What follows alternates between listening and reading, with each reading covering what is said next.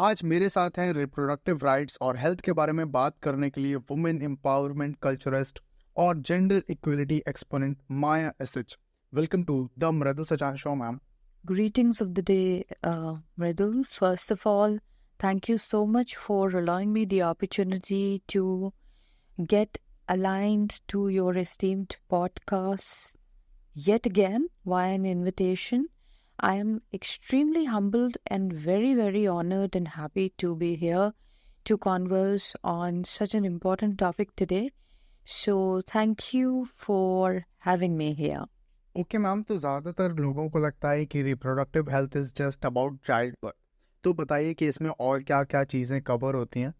Reproductive health is a state of complete physical, mental, and social well being in all aspects of the reproductive system. So it's not just the absence of disease or infirmity, but it also includes the choices that people make in terms of the ability to reproduce, the freedom to decide when, if, and how often to reproduce, access to timely support and services for unplanned pregnancy, and also access to skilled healthcare providers and services for pregnancy, birth, and babies. So the right to maintain healthy and respectful relationships is also a part of reproductive health, and it's the importance of ensuring that women's well-being and well-being of their families are also interconnected and taken care of, which is also affected by a number of factors, like at times people do get impacted or affected in terms of both men and women by reproductive disorders, which can include conditions like early or delayed puberty, infertility, menstrual problems, etc.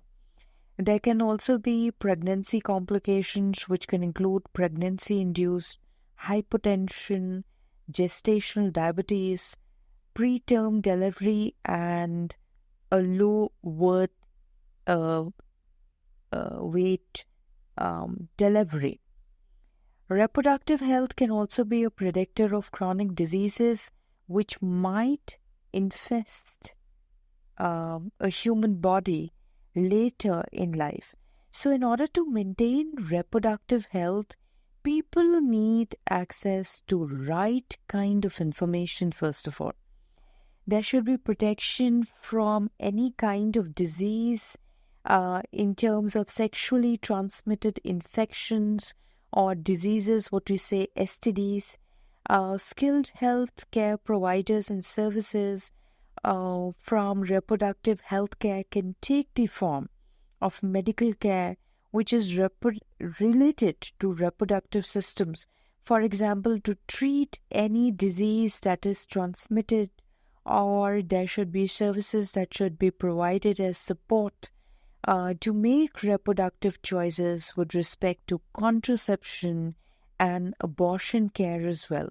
So, net-net, reproductive health is a state of complete physical, mental, and social well-being, and that also includes that people are healthy, they are offered choice of making very important, essential choices in terms of access to contraception also, which is a central component of reproductive health care, because contraception also gives people the autonomy over their reproductive health with the ability to decide if or when they would like to plan a childbirth in terms of pregnancy, specifically for women. And it also offers a choice of, deciding also when to become pregnant, and it can have a very far-reaching impact on an individual's ability to make other life decisions. So with reproductive choice, people can determine their own futures, for example, by choosing to stay in education also, or to give up on education because of early pregnancy. And everyone who wants contraception should have the ability to access it.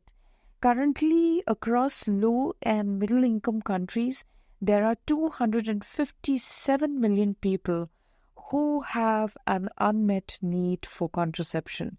So, this lack of access also has a devastating impact on lives and future of many people. All right ma'am, तो एक women को family planning या contraceptive method से related decision लेते time किन किन बातों का ध्यान रखना चाहिए? So, Mradul, there are a lot of factors that have to be considered in terms of family planning, which is very, very important for improving maternal and child health and for increasing public knowledge regarding the importance of contraception, for preventing early marriage as well, and also giving women some control over their reproductive decisions as well. So this is also done to ensure that population is also administered well and in control. Now, when we consider contraception and family planning, a woman should take care of understanding her options and choosing methods that suits her needs and lifestyle, like regularly monitoring its effectiveness. And the most important thing is communication. You need to communicate with your spouse as well as the healthcare provider about any kind of subtle concerns, and also stay informed about the potential side effects. So while we are considering a lot of factors like accessibility, cost, and also protection against any kind of diseases, so if needed. So in terms of contraception as a part of family planning, that can help to prevent unplanned pregnancies or too many pregnancies in a short period of time, because the human body also needs to recoup and, nourish in terms of replenishment of nutrients. So, as a result, a woman can avoid any sort of stress or any other mental health problem that can also result from an unwanted pregnancy. Family planning also helps in reducing the risk of uterine and cervical cancer as well. So some of the key aspects that can be considered are, first of all, one has to understand the different usage of methods. Like, one should have complete knowledge about contraceptive methods like oral pills, patches, implants, injections, diaphragms, fertility awareness-based methods to find which is the best fit. And this should be done in conjunction with both the partners. That means both husband and wife.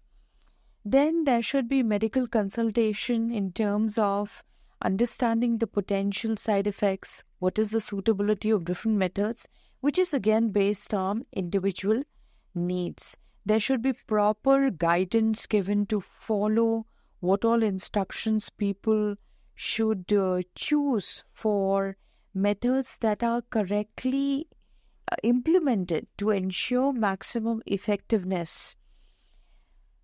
The most important aspect that I would say is communication with your partner is very, very important, because one should openly discuss about family planning goals and the kind of contraceptive choices also that one makes. It's not a one-man army, and things have to be discussed.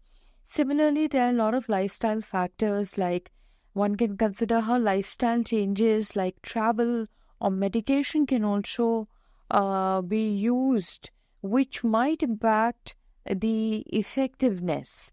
So, one has to also consider aspects like, can you easily stop using the method if you want to become pregnant, or how easy and convenient it is to use any kind of contraceptive method on a regular basis, what is the cost effectiveness, and how comfortable a couple is with a particular method.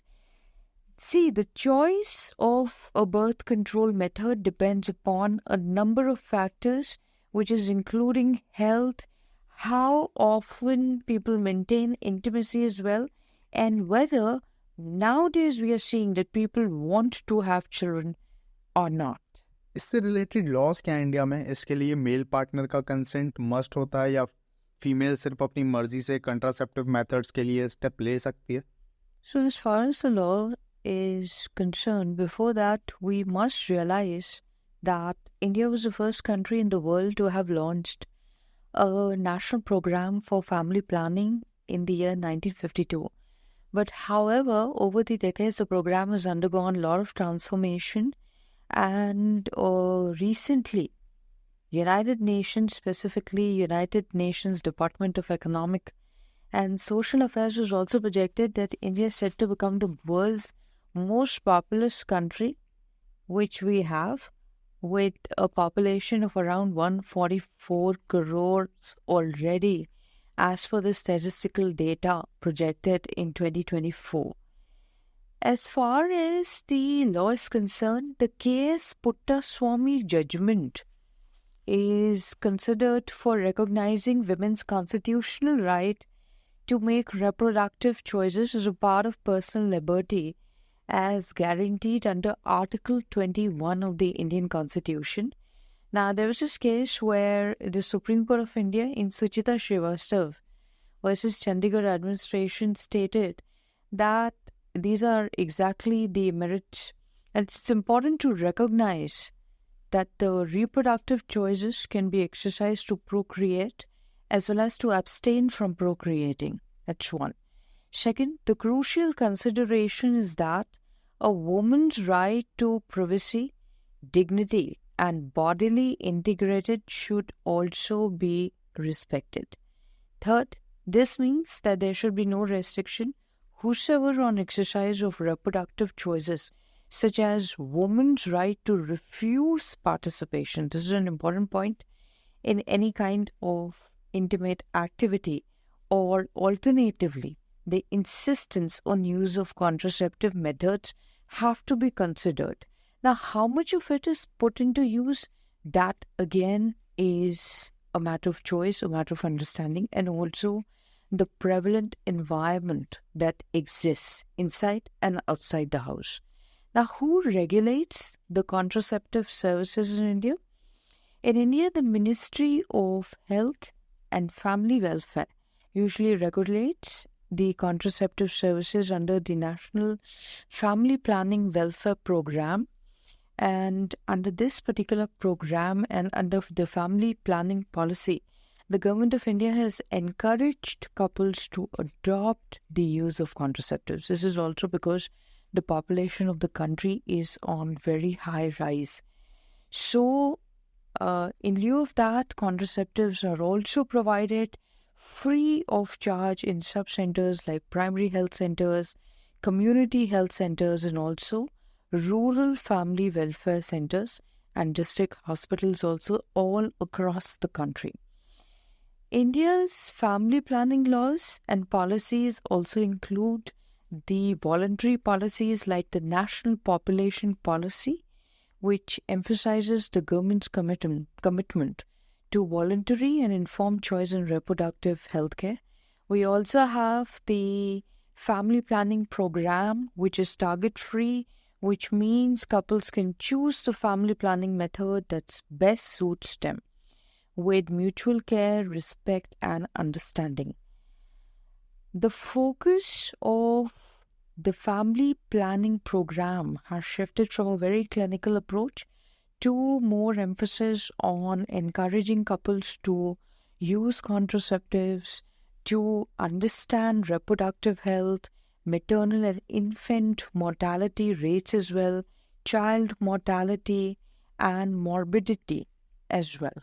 We also have two-child norm, that is hum do, hamare do, to promote two-child norm as well. And very soon it is going to be one child. And the government also implemented the Mission Parivar Vikas program in 2016 to encourage mother-in-law's participation also in family planning. and not forcing on laying emphasis on gender as such.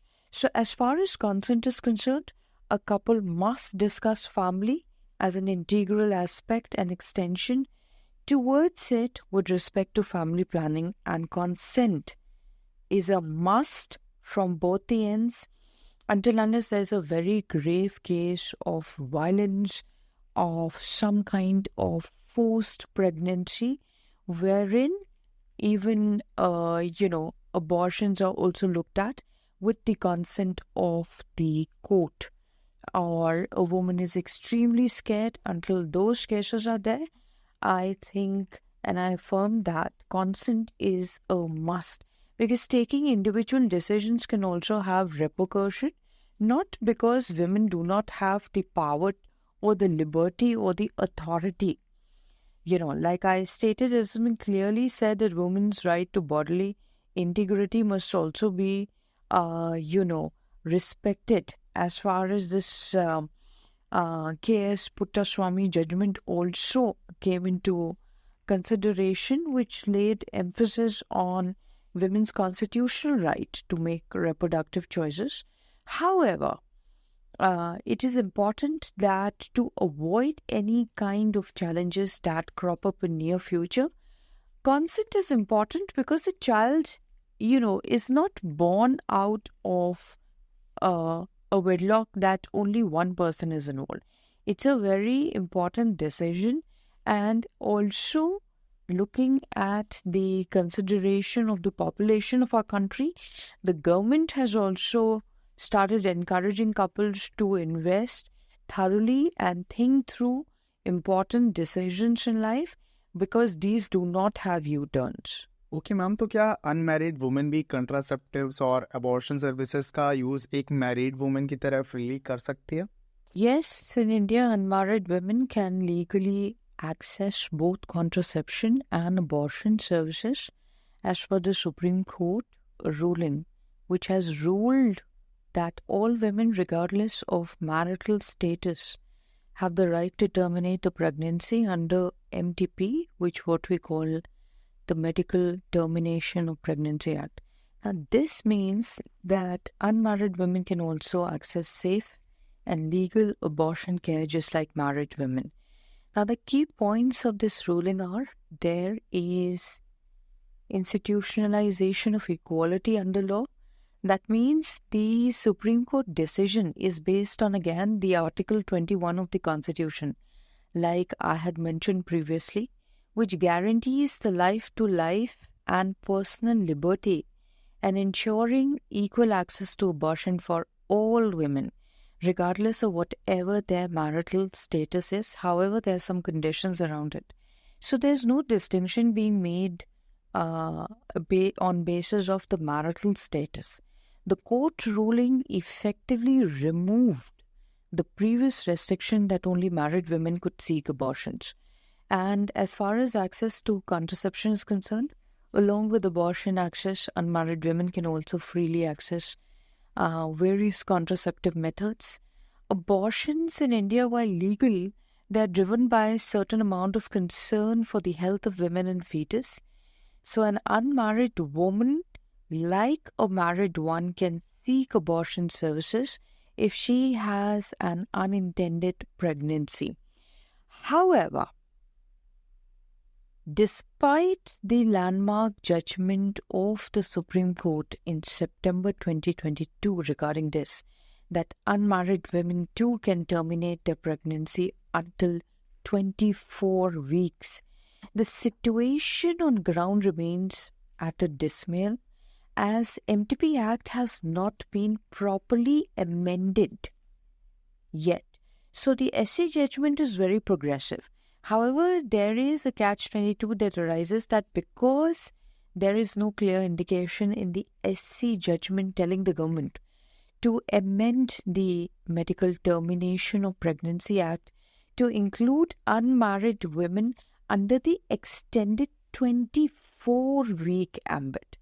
Now, despite of a landmark judgment by SC, women still have to run from pillar to post to seek abortions.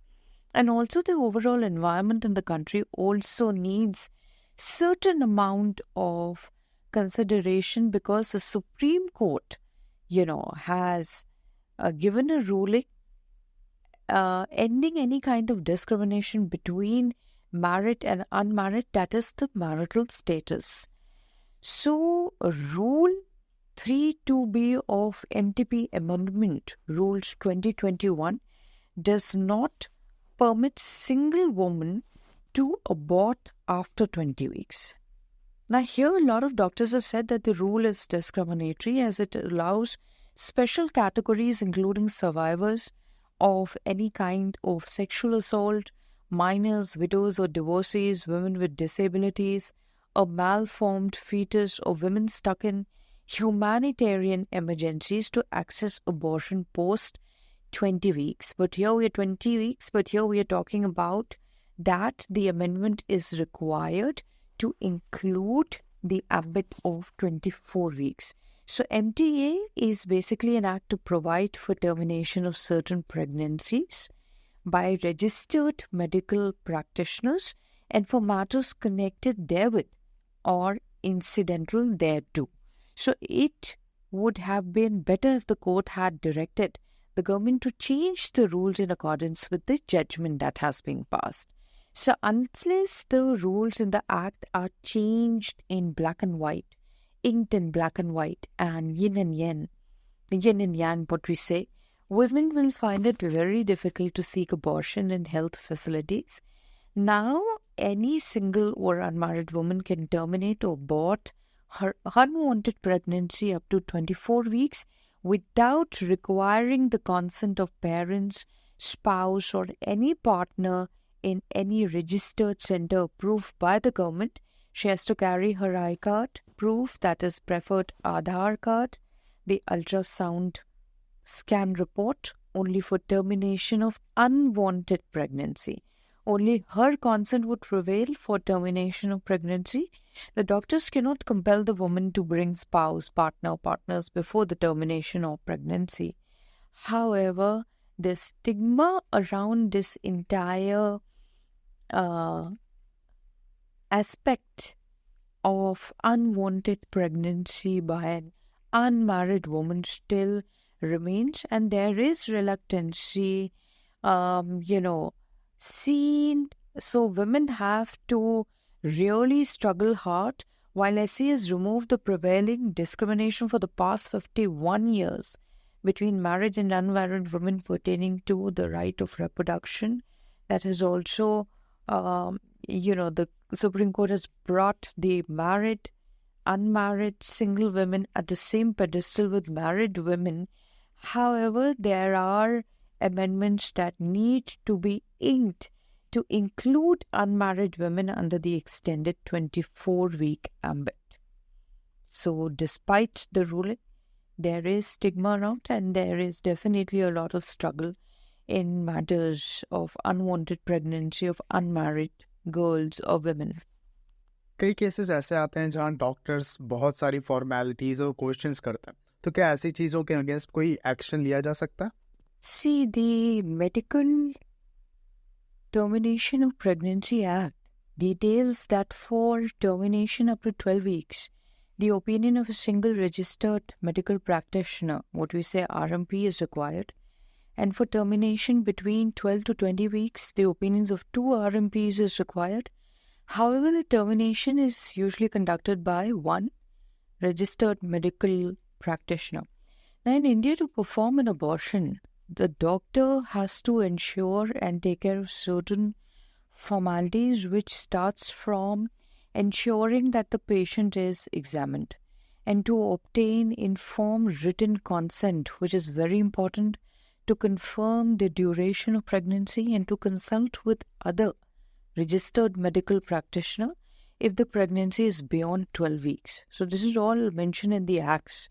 This is as per while adhering to the guidelines of the Medical Termination of Pregnancy, MTP, what we say, Act, which dictates the number of doctors required based on the gestational stage of the pregnancy.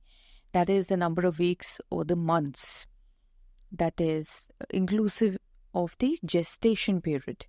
Now, the doctor qualification requirement that exists is only a registered practitioner. Medical practitioner is defined by MTB Act can perform an abortion. So he or she has to be a registered medical practitioner. And the patient must provide informed written consent. There has to be written consent. There has to be consideration of the gestational stage in doctor consultation. Up to 12 weeks, one doctor's opinion is required. Up to 12 to 20 weeks, two doctors' opinions are required. And beyond 20 weeks, abortion is generally not considered as per the MTP Act that is documented. However, the landmark judgment has definitely been formalized by the Supreme Court of India within the ambit of 24 weeks, but it needs to be amended properly in black and white. Now, counseling is very, very important to the patient regarding the abortion procedures, its implications and side effects as well. Under the law, that is Section 3 of the Medical Termination of Pregnancy Act 1971, the doctor can perform an abortion in the following situations. If the pregnancy would be harmful to your life or physical or mental health. The doctor will need to consider your circumstances to figure out if the pregnancy will harm your mental health or overall health. They also need to look at the future, as a reasonable person would try to figure out if there are any effects of pregnancy, especially in cases where there's unwanted pregnancy. If there's a good chance that the child would suffer from any physical or mental abnormalities which would leave him or her seriously handicapped, even this is considered. So who needs to, what kind of conditions needs to be satisfied that have to be fulfilled to get an abortion? If the pregnancy has not exceeded 12 weeks, which is first trimester, only one doctor needs to be satisfied in terms of conditions that need to be fulfilled. Satisfied in the sense that the conditions, whatever the requirements are, that need to be met.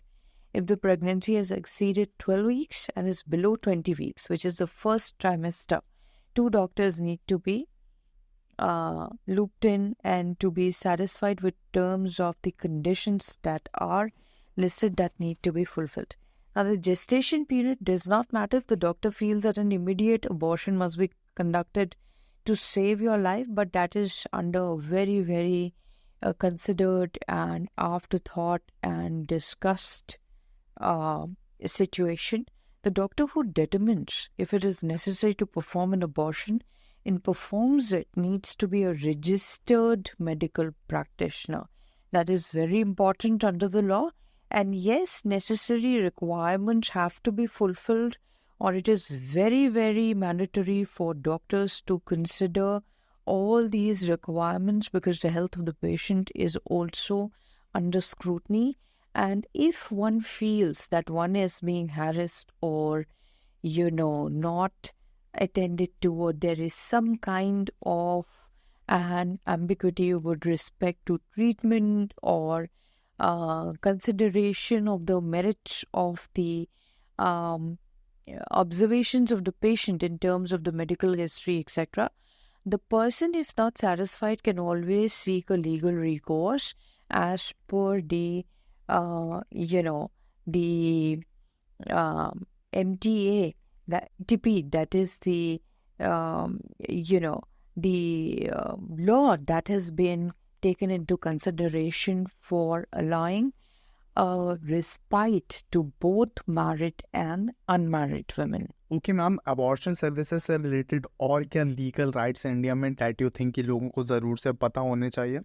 Some of the rights that people must know is that the doctor who determines if it is necessary to perform an abortion and performs it needs to be a registered medical practitioner of law.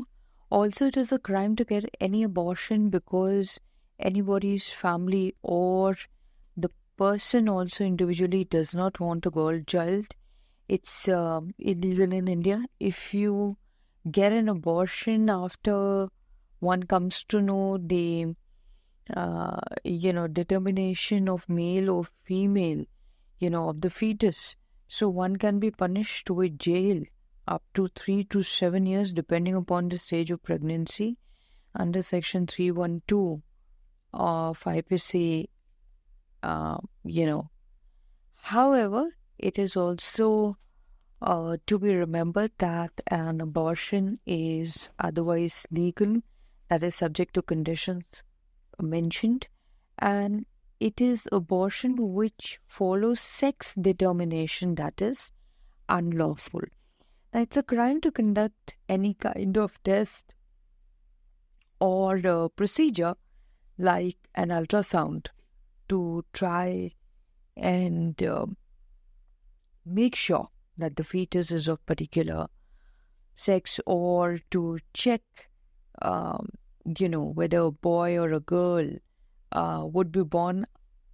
Another law called the Preconception and Prenatal Diagnostic Techniques, the Prohibition of Sex Selection Act of 1994 is there, and any procedure or technique which is performed on a man or woman for the purpose of deciding, that if a girl child is going to be born, then and then to get rid or find ways to conduct an abortion is absolutely illegal.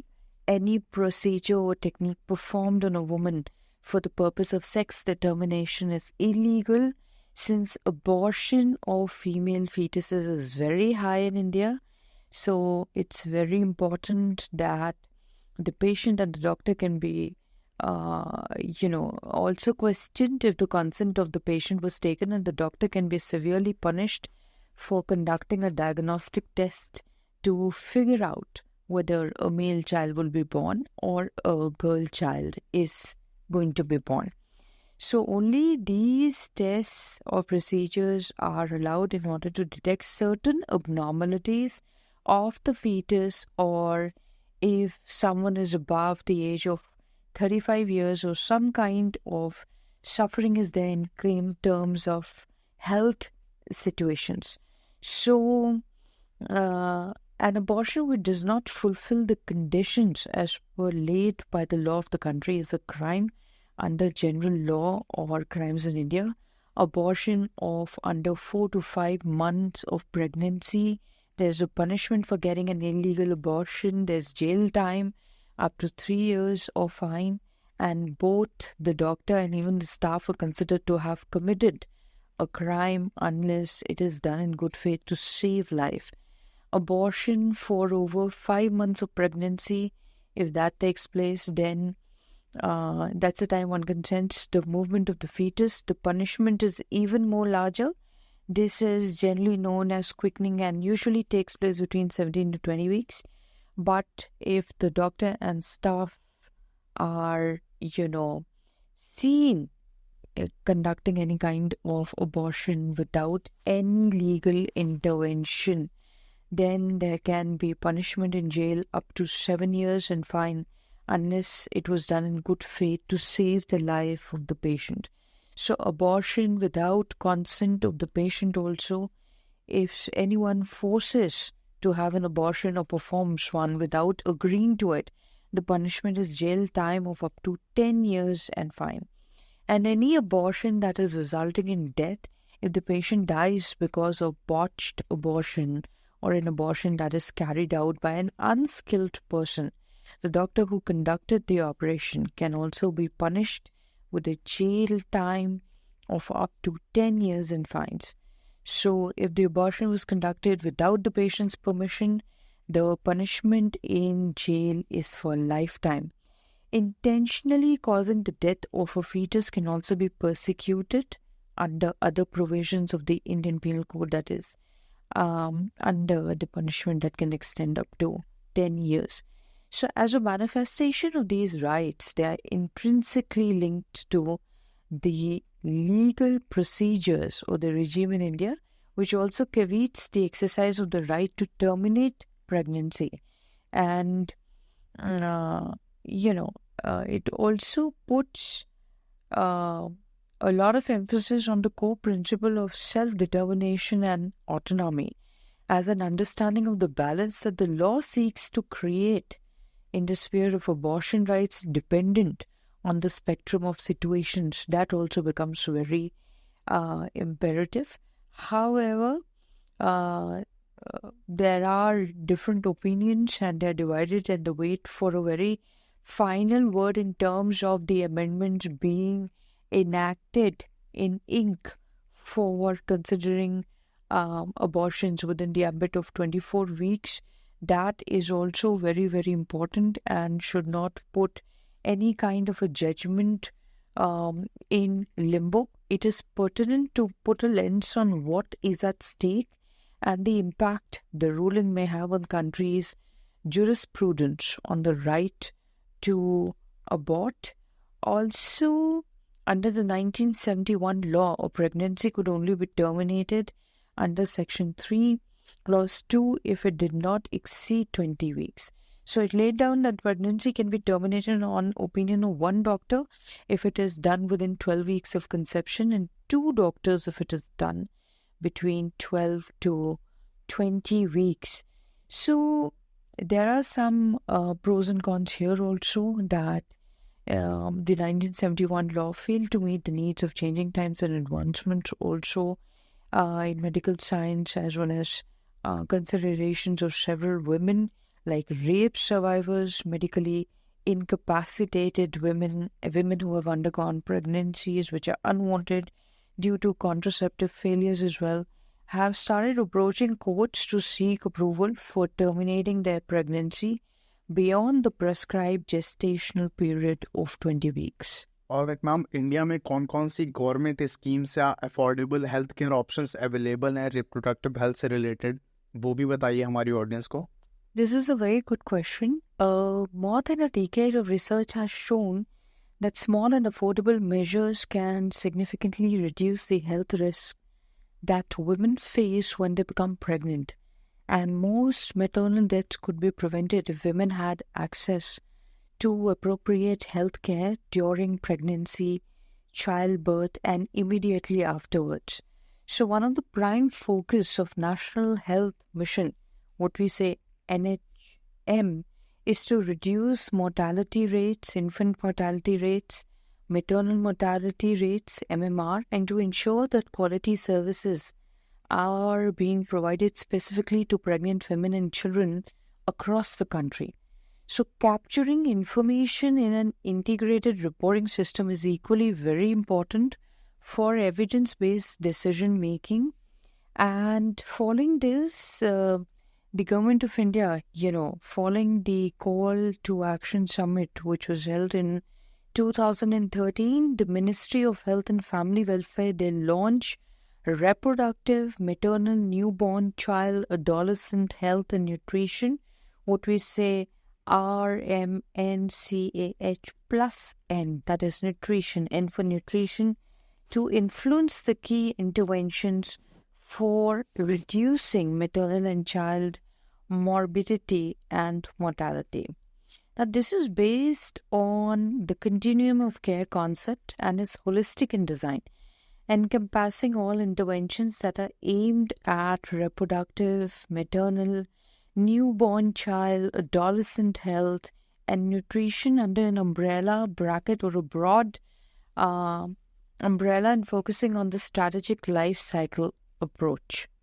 So it also links between various interventions across thematic areas to enhance coverage throughout life cycle to improve child survival in India. Now, some of the reproductive healthcare schemes in India are Janani Suraksha Yojana, what we say JSY. It's a centrally sponsored scheme that offers financial assistance and promotes institutional delivery for pregnant women from poor families. Now, this scheme also provides post-delivery care. Then we have Pradhan Mantri Surakshit Matritva Abhiyan, which is PMSMA. Now, this scheme also offers free comprehensive antenatal care to all pregnant women on the 9th of every month. Then we have Janani Shishu Suraksha Karyakram, which is a scheme that provides financial and medical support to pregnant women. We have Rashtriya Kishore Swasth Karyakram, which is a scheme for adolescent health. We have Navjat Shishu Suraksha Karyakram for the newborns. We have Mission Indradhanush, which is a scheme specifically, holistically aimed for reproductive health. We have Universal Immunization Program, which is a scheme for immunization. So National Program for Family Planning is also there, which is a voluntary and, as I had mentioned earlier, a target-free program that allows clients or people to choose their preferred family planning method. Now, Lakshya program is also there, which is a program for improving the quality of labor rooms. And financial assistance is also provided to patients who are living below the poverty line for life-threatening diseases under the schemes such as Rashtriya Arogya Nidhi, Health Minister's Cancer Patient Fund, and Health Minister's discretionary grant, and is also provided all across the country. So affordable medicines and reliable implants for treatment is also there. Deen Dayal outlets have been opened with an objective to make available drugs and implants for cardiovascular diseases, specifically for cancer and diabetes, at discounted prices to all the patients. And services at Ayushman Bharat, which is health and wellness settlers, are also free and universal to all individuals residing in the service area. Reproductive rights is a shared responsibility. So, ma'am, how can men and boys be better engaged in conversation around the same?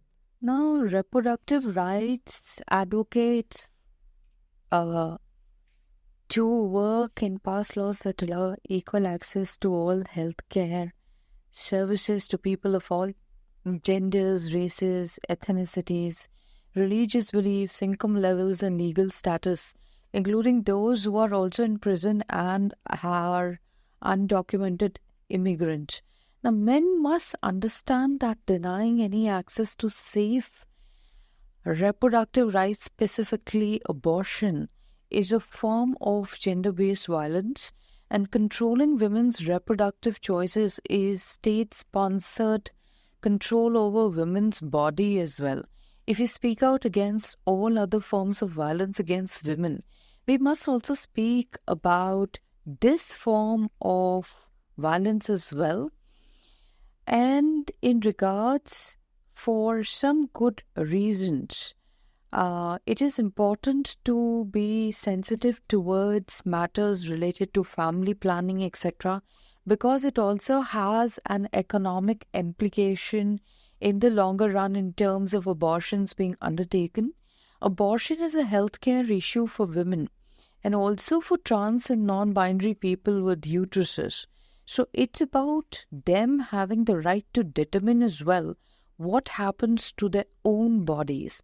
The fact that despite all the medical knowledge and tools at our disposal, even in the 21st century, abortion rights remain under threat in so many countries, arguably, which connects to the desire of the patriarchal societies to exercise control over freedom and deep-rooted insecurities about reproductive processes, which men don't have power over.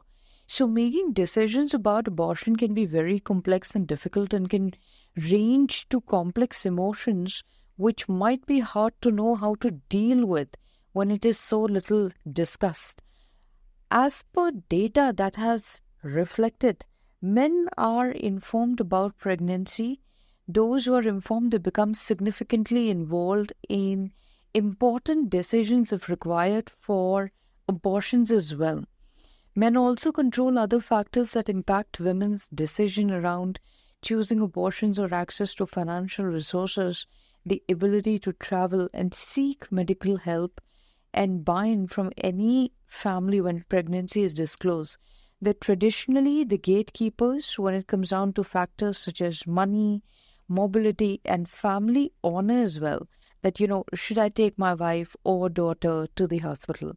How much should I spend? How will the society react? So, men's role in reproductive health needs to be looked at in the larger context of women's reproductive choices. We must consider the role of men in reproductive health, involving them in talking and action on contraception, fertility, family planning, and seeking health care. Men can also engage more in conversations about reproductive rights by active listening, acknowledging the issue as relevant to them, sharing their perspectives on fatherhood, on family planning, educating themselves on complexities of reproductive health care, and advocating for policies that support equitable access to reproductive services for all genders, including actively challenging harmful stereotypes, which are gender stereotypes, that might hinder open discussion. So, it is important to recognize how reproductive rights directly affect both the partners, families, and their own ability to make informed decisions about fatherhood or parenthood. It is important to speak out against the idea that reproductive health is solely a woman's issue, and also actively challenge harmful stereotypes about masculinity that prevent open dialogue. Okay ma'am, तो जिस तरह से public में अभी reproductive rights को address किया जाता है, उसमें आप कमिंग फ्यूचर में क्या चेंजेस देखना चाहते हैं? Reproductive rights and policies can potentially support or inhibit individuals' abilities to attain the highest standard of reproductive and sexual health. However, research is also very limited on how broader social policies may differentially impact women of all caste, creed, religion, ethnicity. And the reproductive rights include the right to make decisions about the number, spacing, and timing of children, access to safe and legal contraception and abortion, access to assisted reproductive and genetic technologies, and being free from coercive birth control or harmful cultural practices. The way forward also should enhance abilities on addressing gender-based violence, which is very crucial for attaining reproductive rights. And measures should be taken to prevent, to punish, and to eradicate all forms of gender-based violence. It's very important to improve access to services, that all the states must ensure access to safe diagnostic tools and services. Recognizing reproductive justice for marginalized groups, including poor women, racialized women with disabilities, and LGBTQ individuals as well. The journey, if we see, of women's emancipation in India has truly been a dynamic one, with women participating in nationalist movements, to being pushed into domestic household space, to their resurgence as super women of today, and women in our country have seen it all. However, lack of access to safe abortion clinics, particularly public hospitals, stigma and attitudes towards women, especially young, unmarried women seeking abortion, they still contribute to the stigma around reproductive health and taking on it. So this must change. Doctors refusing to perform abortions on young women or demand that they get consent from their parents, spouses, despite of no such requirement by law, until they show their ID proof and the ultrasound scan. This forces many women to turn to unsafe abortions, and in many cases even commit suicide. So sexual and reproductive rights in India must include areas to reflect upon a massive concern with maternal deaths, with access to maternal care to safe abortions, access to contraceptives, recognition of adolescent sexuality as well, prohibition of forced medical procedures such as forced sterilizations, removal of stigma and discrimination against women, girls, LGBTQ persons on the basis of their gender, sexuality, and access to treatment. The MTP Act also needs to be reformed comprehensively so that it can be more inclusive, it can be more sensitive towards the plight of married as well as unmarried women who are forced to conceive and carry a pregnancy to term against their will. So it should also include the economic burden a woman has to undertake in raising a child. Access to legal and safe abortion is an integral dimension of sexual and reproductive equality, a public health issue, and must be seen as crucial in the coming days as an element in contemporary debates on the democratic setup or democracy that seeks to provide the just society that evades and that condemns all sorts of discrimination. The responsibility also lies with civil society and development in all facets to bring about these issues for public debate and for more reformatory demands. So over the years, women have made great strides in many areas with notable progress in reducing gender gaps, yet realities of women and girls getting trafficked, maternal health, deaths related to abortion every year has hit very hard against all the development that has taken place, even negating the progress made in reproductive health sector. So all of this stereotypical mindset and all very archaic notion that reproductive health is to be neglected is absolutely an area that should be condemned upon, a mindset that should not be encouraged. This is an area where way forward a lot of work has to be done, and with a lot of clauses that also require amendment in black and white within getting the abortion within 24 weeks within the ambit of that inked under the MTP Act. All right, ma'am. So at the end, if someone is afraid or unsure about accessing reproductive health care, तो उनके लिए आपकी क्या piece of advice रहेगी? My simple recommendation here would be for all to be encouraged to start attending annual wellness visits. During these appointments, providers will track baseline health information, screen for cancer or any kind of transmitted infections if needed. They may also review medical history of people, blood pressure, screen for mental health concerns like depression or anxiety as well. And these examinations may also include specific evaluations such as chest examination, screening for breast cancer. So a person or the health provider may visually examine to evaluate or look for irregularities that may indicate any form of tumorous or cancerous growth. And for the rest of people, and specifically students, colleges also provide an opportunity to learn about and explore relationships. To choose whether to get intimate is one's own individual decision, and it is important to think through what exactly a person wants before engaging into any intimate activity. It is important to take some time to think about values, preferences, and individual boundaries when it comes down to intimate equations.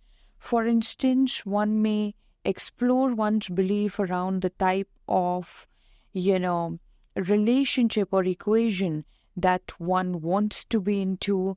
One wants to plan a pregnancy, and the healthy boundaries that people maintain or have with their spouses or even partners.